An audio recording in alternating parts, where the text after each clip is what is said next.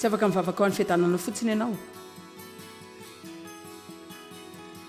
Afaka milaza ianao Jesosy eto-bavaka any am-piadanana. Afaka mivavaka anareo mba hatakaranareo fa efa nomen'Andriamanitra fiadanana nareo ary anao izay ilaina ataonao ianao mba handehanana amin'izany.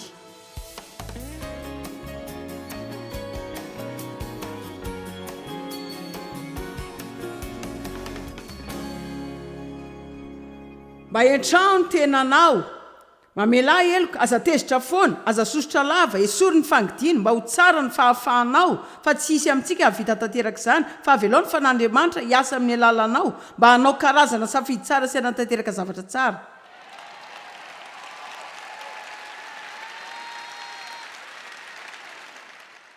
Hoy Joba hoe mitafy famarinana dia andao jerena kely ny fandehanany amin'izany fa mitafy famarinana dia manafy ahy zany fa manafy ny tenany amiko koa ny fahamarinako. Joba dia olona ny asa mba hanao ny zavatra tsy mety ho lasa mety.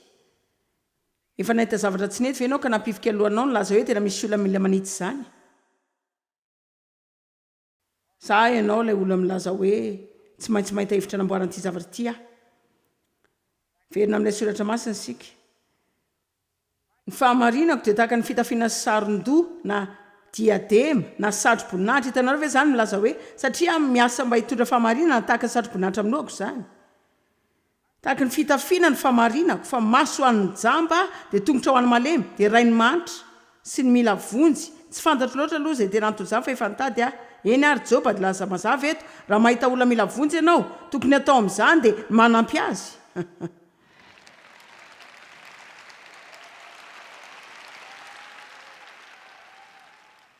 Hitanareo raha andeha ady amin'ny devoly ianao tsy hisy izany hoe tena mitafy fitafiana mihaja be izany firongo fiadiana koa avy eo.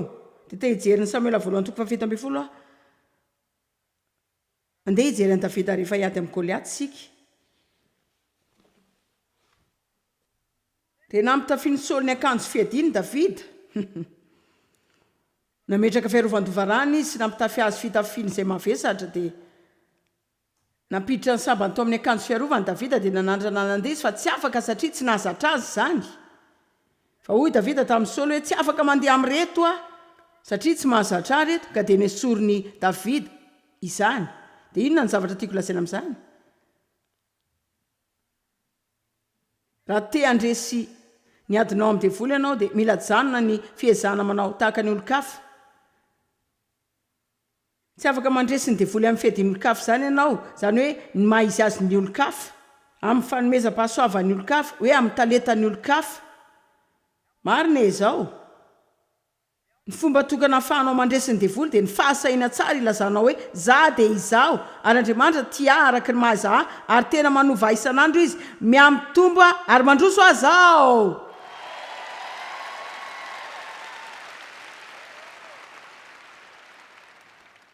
Tsy voatery hitovy aminao aho, tsy voatery fampitaha aminao aho, tsy voatery faninana aminao aho. Andriamanitra ny eo aho ny fandresena ny fahavalo amin'ny fombany. Dia ndao jerena ny 5:7. Fa hoy kosa Davida tamin'ilay Filistiny, ianao manatona amin'ny sabatra sy ny lefina ary ny lefim-poy, fa za manatona anao amin'ny anaran'i Jehovah tompony maro. Halleluja. Tsy mila mitafy ny akanjo fiadian'ny Saoly akory izy fa mila fitafiana mihoatra ny natiora izy dia izay ihany koa no ilainao.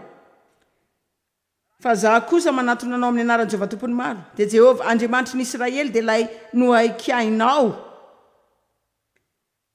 Androany no anoloran'i Jehovah anao eto an-tanako, tiako ny fomba namina niny nahafatesany Goliaty mialohan'ny fotoana. Eno kely ty, zao androany no anoloran'i Jehovah anao eto an-tanako dia hamono anao sy hanapaka ny lohanao dia meko ny voromanidina sy ny bibidia maneran-tany ny fatiny miaramila ny Filistina androany mba ho fantatry ny tany rehetra fa misy Andriamanitra eo amin'ny Israely.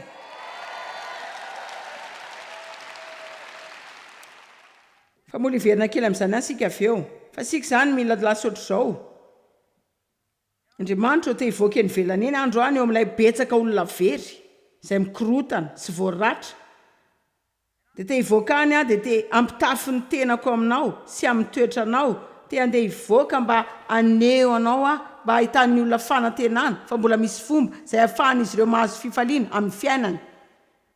Te andeha ivoaka any mba halalana zao tontolo zao fa misy Andriamanitra velona eto an-tany ary izy dia namako koa. Amen. Ndao verina amin'ilay soratra masina. Mba ho fantatro zao olona rehetra zao fa tsy amin'ny lefina sy ny sabatra anao amin'izay Jehova fa any Jehova ny ady ary izy nanolotra anao eo an-tananay. Ka rehefa nanatona eo amin'ny Davida ilay Filistiny tena tiako ty dia niazakazaka ainy Davida eo amin'ny laharan'ady hitsena azy. Dia nanao ny tanan-taonko tampony Davida dia naka vato ray dia nitoraka zany dia namelona Filistiny na voazy teo amin'ny andriny dia lafy tamin'ny tany teo anoloana izy.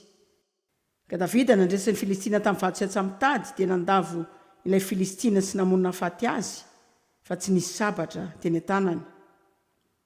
Raha tsy manova ny tenanao ianao, Andriamanitra hanositra hery izay zavatra eny an-tananao sy izay ho ampanaoviny anao. Davida nafantatra fa ny akanjo fiadiana mahazatra dia tsy mety aminy ka dia nitafy an'Andriamanitra izy. Ka dia nitafy fitafiana ara-panahy izy ankoatra ny fitafiana teny ankodiny. Lioka 2:12 milaza ilay lehilahy mahery tsy afaka mandrobanao raha tsy efa manala ny fiadinao aloha izy. Jerentsika ny Efesiana 4:12. Fa hitafio ny fiadin'Andriamanitra. Fa anjarantsika mitafy izany meny antsika izany. Fa mila ikanjoantsika.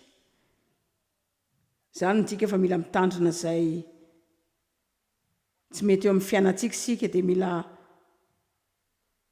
vavaka ho an'izany, miasa miaraka amin'ny fanamasina. Ary izy no andrafitra izay eo amin'ny fiainantsika fa tsy azo ditsitsy izany. Hitafio ny fiadin'Andriamanitra ilay akanjo mavesatry ny miaramila izay atolotr'Andriamanitra. Te ilaza aminareo fotsiny fa izay rehetra angatan'Andriamanitra ataonao dia menanao koa izay zavatra ilay nanaovan'izany. Andriamanitra mamela antsika dia nahazo famelan-keloka isika dia isika koa voatolotra izay ilayntsika mba hamelana ny olon-kafa. Mamindra fo amintsika Andriamanitra dia manana izay mba hanaovantsika tahaka izany amin'ny olon-kafa koa isika izany. Tsotra Andriamanitra tena tsara amintsika izy ka manana ny ohatra nataontsika izany. Efa nasiona antsika izay tokony atao amin'ny olon-kafa. Mba fantatrao ve fa izay rehetra nomen'Andriamanitra anao dia andrandrainy mba hozarainao koa izany. Miandrandranao mba ho fantsony ikorianana izany izy sy voany izany avy eo aminao. Fa aza mba ho mpanakatsakana foana. Izany fomba fahavalo tao amin'ny testamenta taloha. Izany mahatonga ny firenena miady satria izy dia mifanakana amin'ny fambeazan'ny hafa. Tamin'ny fahavalo dia manakana ny loharanon'ny olona izay tiany esorina eo amin'ny taniny ary inoako fa betsaka ny olona izay najanony ny devoly ny loharanony. Fa mila manomboka mampikoriana ny zavatra indray isika. Mampiditra ny zavatra sasany dia mizara n'izany indray, mifoka rivotra mitsoka izany indray. Mandray famelana dia manome koa, efa navela eloka dia mamela eloka. Mandray fahatsorana, manome izany, mandray fitiavana sy ny ohatr'izany. Manana ny faharetan'Andriamanitra ve ianao? Sa ianao tsy maharitra mihitsy amin'ny olon-kafa?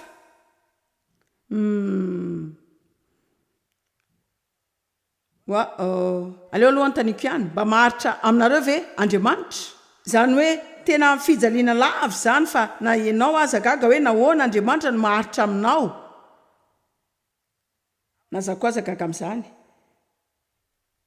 Kanefa dia tena mora mihitsy ny toetra tsy maharitra amin'ny olon-kafa dia ireo izay tsy manao izay asaintsika ataony avy hatrany.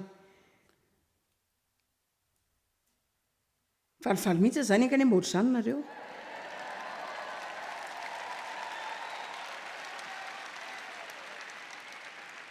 Tafio avokoa ny fiadin'Andriamanitra mba azonareo hifahatra sy hanohitra tanteraka amin'ny fanangolena sy ny famitahany devoly. Izao manohitra azy rehetra raha manana ny akanjo fiadinao rehetra ianao dia afaka nifahatra sy hanohitra tanteraka amin'ny fanangolena sy ny famitahany devoly dia andresy azy fa isika tsy mitola amin'ny nofo aman-drà. Isika izany tsy miady amin'ny fahavalo ara-nofo fa mitolona miady amin'ny fanahy isika, fanahy ratsy eny amin'ny tontolo eny. 17 ary noho izany dia raiso, averintsika rehetra raiso. Ngambo izao izany rehetra izany dia fitafiana sy fietsihana izay mety efa mandreraka ny sasany aminareo no mihaino ahy. Fa ilaza zavatra aminareo ianao tsy handresy ny devoly amin'ny fahatorotoriana eo am-pandrianao dia hinan-kanina eo amin'ny fotsiny.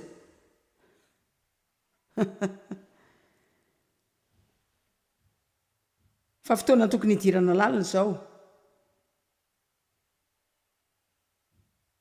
Zay hitafio avokoa ny fiadian'Andriamanitra rehetra mba hahafahanareo manohitra sy mijoro manoloana ny andro sarotra anaty loza. Dia amin'ny fanaovan'izany ilay ahitakiny ny olan'iny, ianao dia hijoro matotra tsara amin'ny toeranao. Zao te mba ilaza zavatra vitsy aingana mikasika izany.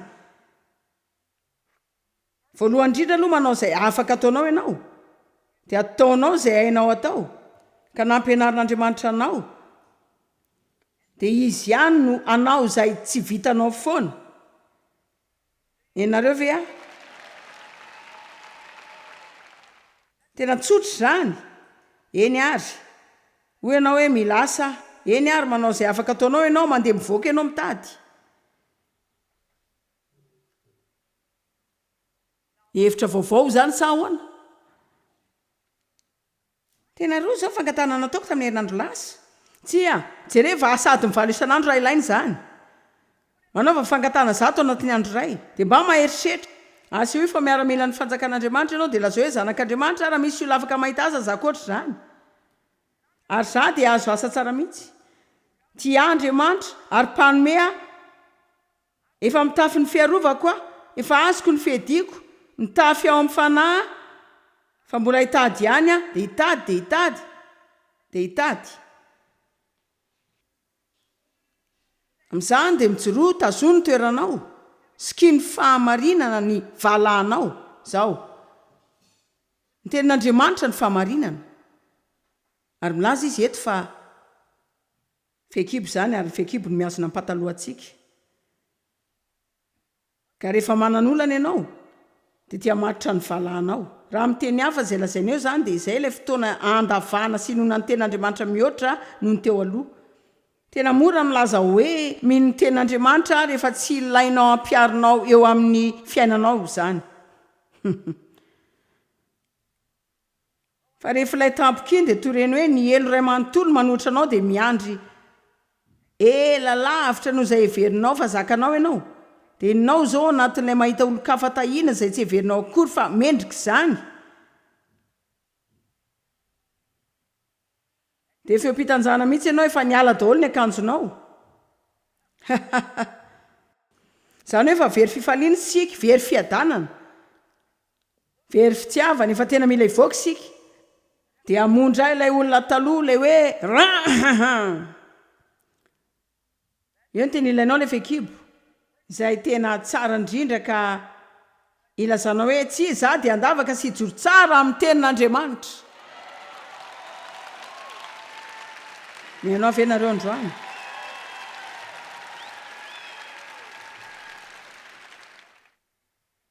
Manapa-hevitra an'io fa ianao dia tsy anandrana ny teny, fa tena hijoro amin'ny tenin'Andriamanitra, naroviana fotoana takiny, ninina mitranga, satria tsisy zavatra tsara ho ataonao ankoatr'izany. Ny Efesianina izao mitoy milaza hoe mitafy ny akanjon'ny fahamarinana. Mila fantatra hoe izy ianao ao amin'ny Kristy. Mandre amin'ny resaka fahamarinana matetika nareo. Efa nao marina tamin'Andriamanitra, tamin'ny rano nareo. Tsy manana fahatsoana ianao zao fa manana fahamarinana. Tsy voatery hanana fisainam-pahotana ianao fa afaka manana fisainam-pahamarinana. Afaka misaina ianao hoe zanak'Andriamanitra, dia izy, efa voavela, marina fa tsy manao zavatra rehetra tanteraka, misy ny tsy mety fa Andriamanitra mahalala ny zavatra rehetra izay nataoko mialohan'ny antsony akory aza ho amin'ny fifandraisana aminy, fa mbola ho ihany izy hoe ilaiko ianao.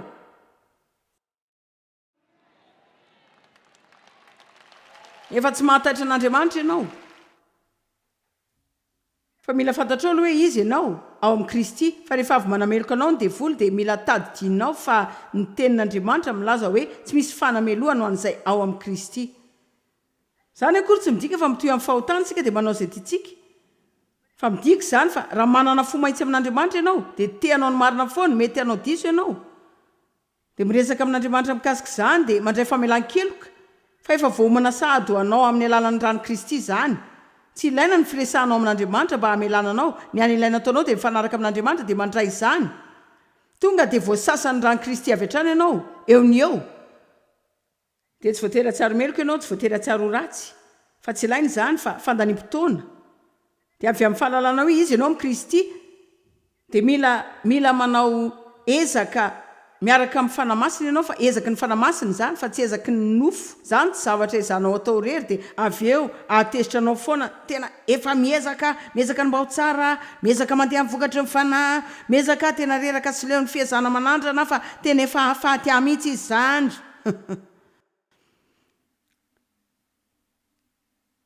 Fa tsy izany resaka resahako izao. Tsy tiako andeha hody aleto nareo ilaza hoe andeha hanandrana any tsara, andeha hiezaka hiaro ny akanjoko, andeha hanao izay foasako koa.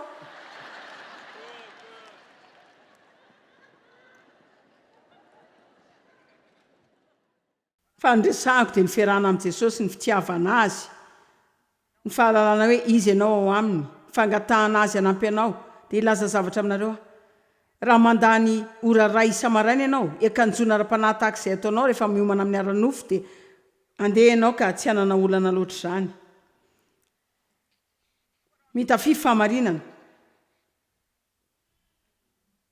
Fiadanana no velako anareo, ny fiadanako mihitsy no nomeko anareo, tsy tahaka ny fanome izao toy izao ny fanomeko anareo, dia aza mitondra ny fonareo amin'ny alahelo na koa hitondra azy amin'ny tahotra. Izao ny tadidio, ajanoa ny fanaovana ny tenanao hikorotana sy atahotra, ary aza mamela ny tenanao amin'ny tahotra sy fanambaninana akanosana.